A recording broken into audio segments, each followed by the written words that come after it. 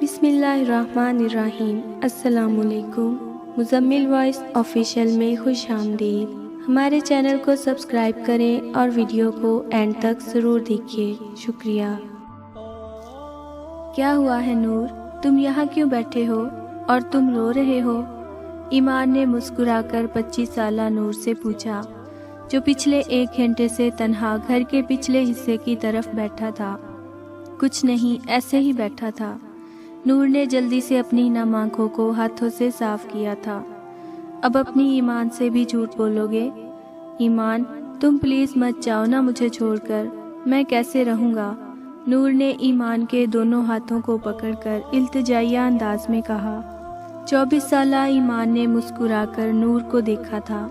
شادی کے بعد سب لڑکیاں اپنا گھر چھوڑ کر اپنے شوہر کے گھر جاتی ہیں، اور ویسے بھی ابھی تو ڈیٹ فکس ہوئی ہے شادی کی۔ 2 ہفتوں تک میں یہیں ہوں۔ ایمان، کاش میں تمہیں یہاں روک سکتا، لیکن قدرت نے مجھے یہ اختیار ہی نہیں دیا۔ نور کے چہرے پر دکھ اور تکلیف کے تاثرات دیکھ کر ایمان کا دل بھی ڈوبا تھا۔ تم ہر بار اپنی انہی باتوں سے مجھے تکلیف دیتے ہو۔ ایمان کی خفگی بھری آواز پر وہ زخمی سا مسکرایا تھا۔ میں جانتا ہوں میری حقیقت مجھ سے زیادہ تمہیں تکلیف دیتی ہے۔ خیر چلو، تمہیں الطاف بھائی کی ریڑھی سے گول گپے کھلا کر لاؤں؟ نور نے وہاں سے اٹھتے ہوئے کہا تو ایمان مسکرا کر اس کے ہمراہ باہر کی طرف بڑھ گئی۔ شاید کچھ تلخ حقیقتوں کو نہ چاہتے ہوئے بھی زندگی بھر سہنا پڑتا ہے۔ عظیم اور جمیل 2 بھائی تھے۔ دونوں بھائیوں کا تعلق مڈل کلاس فیملی سے تھا۔ عظیم کی پرچون کی دکان تھی اور جمیل فیکٹری جاتا تھا۔ عظیم کی شادی زاہدہ جبکہ جمیل کی شادی شکیلہ نامی لڑکی سے ہوئی۔ دونوں بھائیوں میں مثالی پیار تھا۔ دونوں گاؤں کے ایک چھوٹے سے محلے میں رہتے تھے۔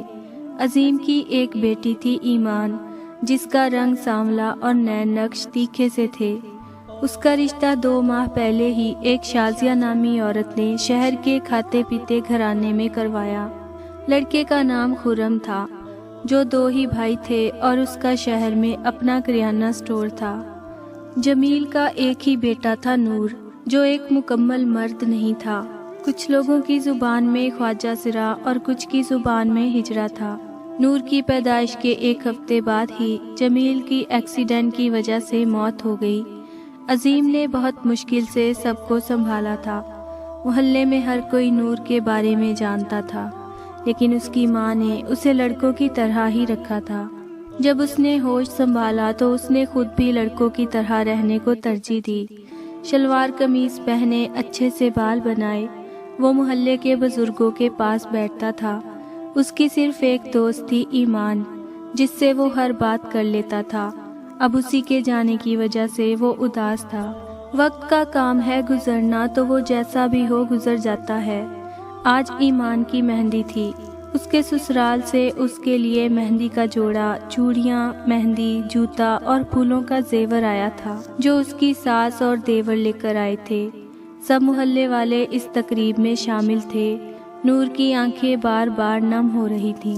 ایمان نے مسکرا کر نور کو دیکھا تو وہ اسے ہی دیکھ رہا تھا۔ اس کی مسکراہٹ پر وہ نم آنکھوں سے متبسم سے انداز میں مسکرایا تھا۔ محبت کسی بھی روپ میں ہو، جب دور جاتی ہے تو تکلیف کا احساس زندہ لاش بنا دیتا ہے۔ نور چھت پر کھڑا تھا جب ایمان اس کے پاس آئی۔ میں تمہیں بہت یاد کروں گا۔ نور کی آواز پر ایمان کی آنکھیں نم ہوئی تھیں۔ لیکن مجھ سے زیادہ نہیں، یہ تم کیسے کہہ سکتی ہو؟ کیونکہ نور تو باقی گھر والوں کو سنبھالنے میں مصروف ہو جائے گا اور فرصت کے لمحوں میں یاد کرے گا، لیکن میں تو اسے کام کرتے ہوئے بھی یاد کروں گی۔ ایمان کی بات پر وہ مسکرایا تھا۔ اپنا خیال رکھنا۔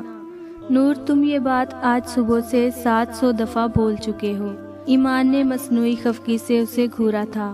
ہاں تو؟ نور، کچھ نہیں، رات کافی ہو گئی ہے، میں چلی سونے۔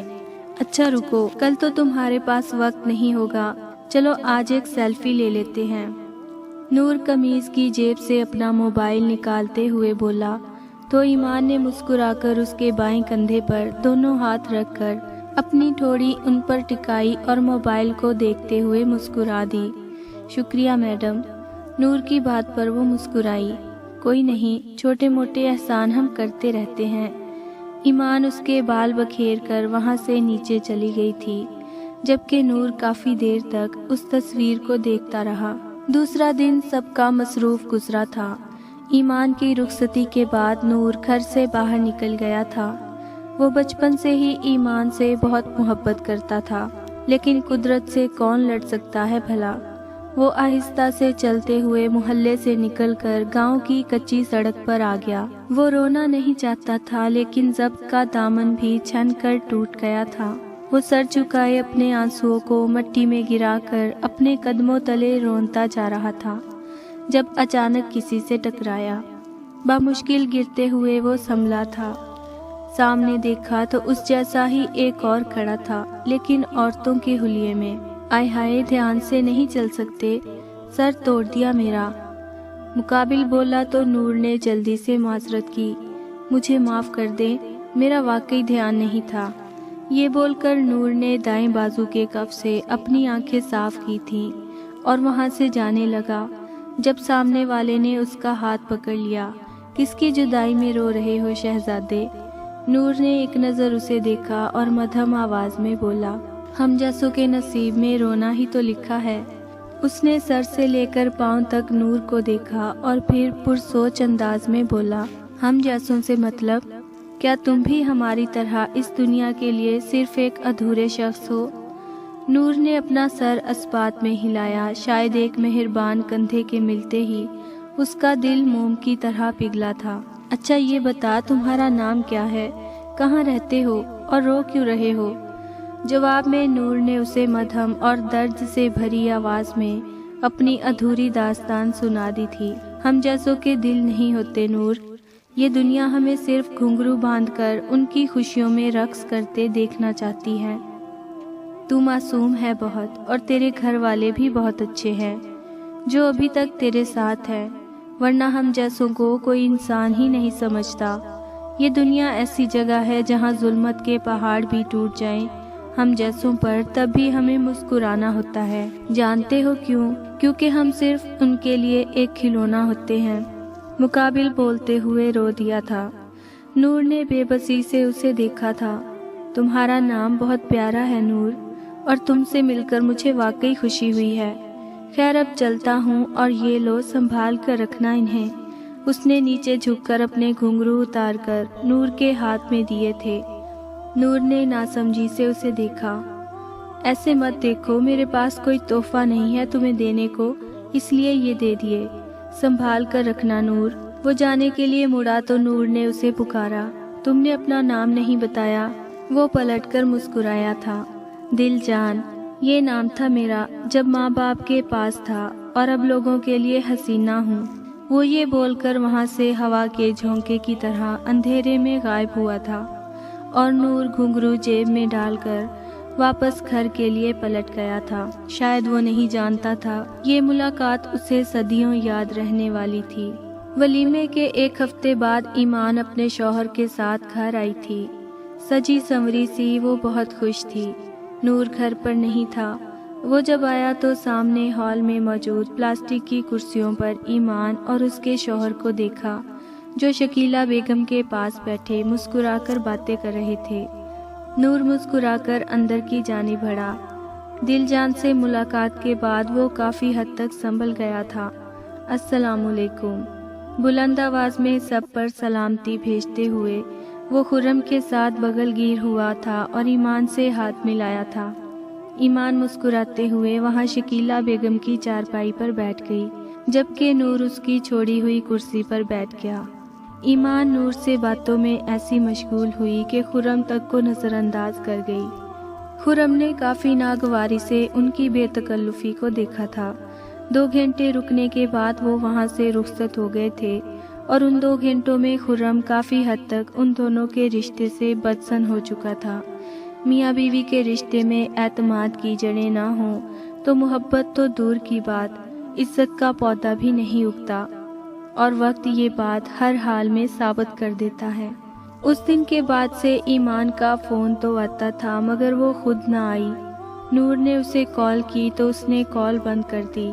پھر نور نے اس کی اور اپنی مہندی والی تصویر اسے سینڈ کر کے مس یو کا میسج کیا، لیکن جواب نہ طارد۔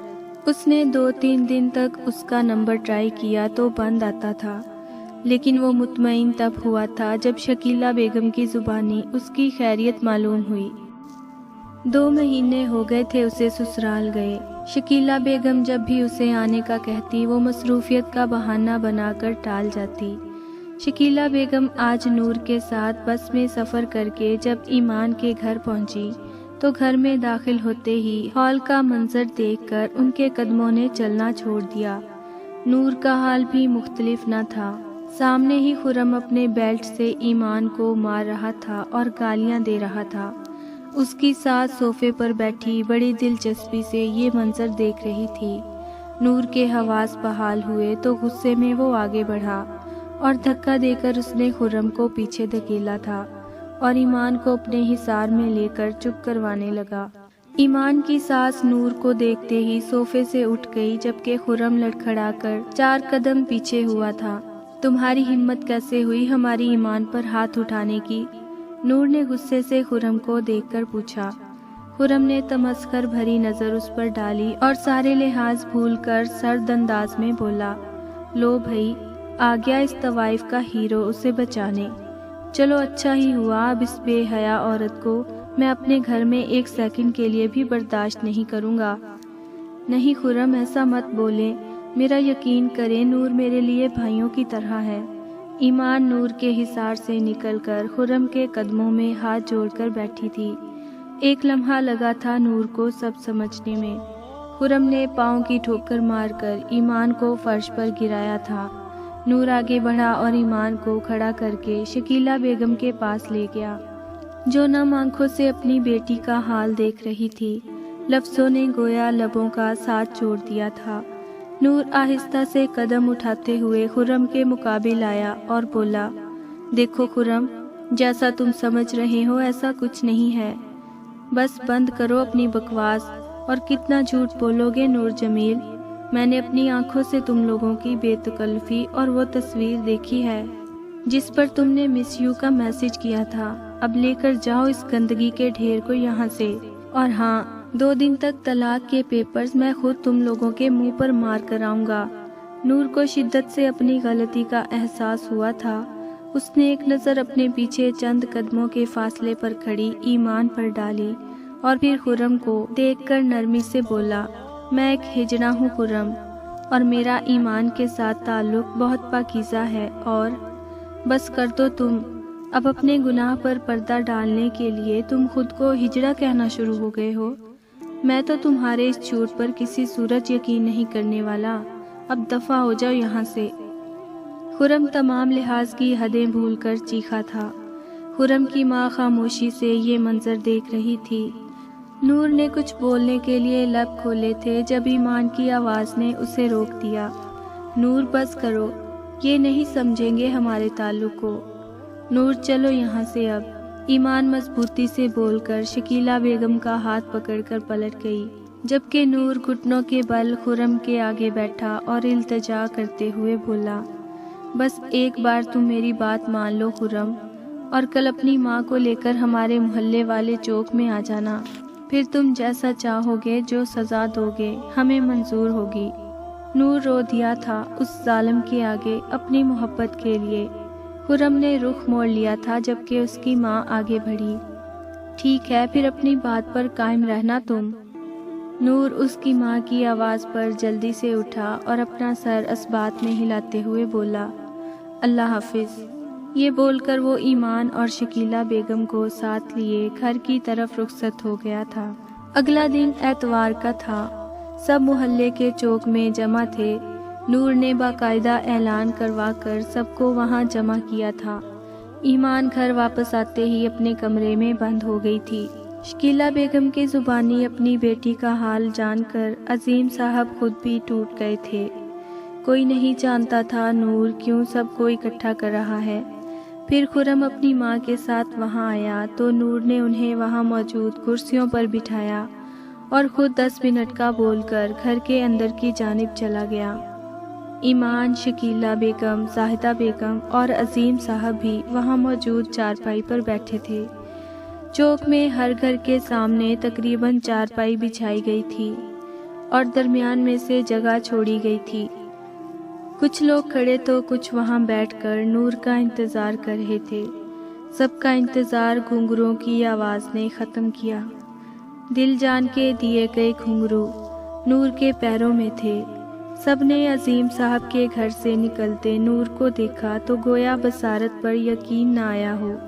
سرخ انارکلی فراک پہنے، دوپٹے کو سر پر اوڑھے، چہرے پر ڈارک میک اپ کیے، بازوؤں کو چوڑیوں سے بھر کر اور پیروں میں گھنگرو باندھے، وہ لڑکیوں جیسی نزاکت سے چلتے ہوئے سب کے درمیان آیا تھا، اور پھر اس کے اشارے پر ایک لڑکے نے اونچی آواز میں میوزک لگایا اور نور رقص کرنا شروع ہو گیا۔ اسے رقص کرتے دیکھ کر وہاں کے بزرگ رو پڑے تھے، نوجوان اپنی نظریں جھکا گئے تھے، عورتیں اپنی سسکیوں کو لبوں میں دبا کر رو رہی تھیں۔ وہ دونوں پیروں کو نزاکت سے گھما کر اپنے گھنگروں کی جھنکار سے وہاں موجود سب کے دل کو چھلنی اور ہر آنکھ کو اشک بار کر گیا تھا۔ وہ اتنی شدت سے رقص کر رہا تھا کہ کچھ گھنگرو ٹوٹ کر اس کے پیروں کے نیچے آ کر اسے زخمی کر گئے تھے۔ خون کی لکیریں اس کے قدموں کے ساتھ نقش بنا رہی تھیں۔ اس تکلیف کو برداشت کرتے نم آنکھوں اور سرخ لبوں پر مسکراہٹ لائے وہ رقص کر رہا تھا۔ خرم کی ماں بھی زمین پر بیٹھ کر رونے لگی تھی، جبکہ خرم سر پکڑ کر وہیں سے پلٹ گیا تھا۔ ایمان روتے ہوئے وہاں سے گھر آ گئی تھی۔ عظیم صاحب نے آگے بڑھ کر اس کا ہاتھ تھاما اور وہ پھولی سانسوں اور نم آنکھوں سمیت ان کے گلے لگ کر بچوں کی طرح رویا تھا، ایسا رویا کہ وہاں موجود بچے بھی اس کے دکھ کو محسوس کر کے رو پڑے تھے۔ 5 سال بعد ایمان نے خرم سے طلاق لے کر اپنے محلے میں مدرسہ کھول لیا تھا اور بچوں کو قرآن پاک پڑھاتی تھی۔ زاہدہ بیگم اس دن کے 1 ہفتے بعد دنیا سے رخصت ہو گئیں۔ نور کی زندگی میں درد نے بسیرا کیا تو خدا نے اس کو تھام لیا تھا۔ اس نے قرآن کو حفظ کر لیا تھا۔ اس کی تلاوت میں اتنی تاثیر تھی کہ جو بھی سنتا اس میں کھو جاتا۔ محلے میں موجود لوگوں کی نظر میں اس کی عزت اور احترام بہت بڑھ گیا تھا۔ نور عظیم صاحب کے ساتھ دکان پر بھی بیٹھتا تھا۔ عظیم صاحب کی دکان پر گاہک زیادہ اس کی تلاوت سننے آتے تھے، جس میں بوڑھوں کی تعداد زیادہ تھی۔ وہ ایمان سے پہلے کی طرح تو نہیں، لیکن ضرورت کے لیے بات کر لیا کرتا تھا۔ دنیا میں اس نے بہت اعلیٰ مقام نہ سہی، لیکن آخرت کے لیے وہ حافظ بن کر جنت کا حقدار بن گیا تھا۔ یہ دنیا کیوں ایسے لوگوں کو جینے نہیں دیتی؟ فقط اس لیے کہ وہ عام انسانوں کی طرح نہیں ہیں۔ ہمیں تو ان کی عزت کرنی چاہیے، ان کو اعلیٰ مقام دینا چاہیے، کیونکہ ان سے زیادہ پاکیزہ اس دنیا میں کوئی نہیں ہوتا۔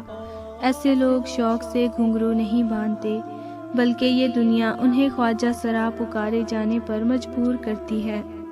خدا را اس چیز کو سمجھیں، وہ لوگ بہت پاکیزہ ہیں، لیکن صرف تب تک جب تک ہم انہیں اپنے لیے گالی نہیں سمجھیں گے، ان کے دکھ، ان کی تکلیفوں کا احساس کریں گے۔ وہ بھی انسان ہیں، خدا کی بنائی گئی مخلوق ہیں۔ روز حشر وہ بھی جب گواہی دیں گے کہ کس کی وجہ سے انہوں نے گھنگرو پہنے، تو سوچئے تب کیا جواز دیں گے۔ ان کے دکھوں سے وہ ذات واقف ہے۔ میدان حشر جب وہ گواہی دیں گے، تب ہر مجرم پر مہر لگے گی دوزخ کی۔ خود کو بچائیں، کیونکہ خدا آپ سے یہ نہیں پوچھے گا تم نے یہ کیوں کیا، وہ پوچھے گا کیا تو نے یہ کیا۔ خود سے عہد کریں کہ ہم اس مخلوق کے ساتھ انسانی سلوک روا رکھیں گے، تاکہ کوئی بھی نور گھنگرو پہننے پر مجبور نہ ہو۔ اللہ ہم سب کا حامی و ناصر ہو، آمین۔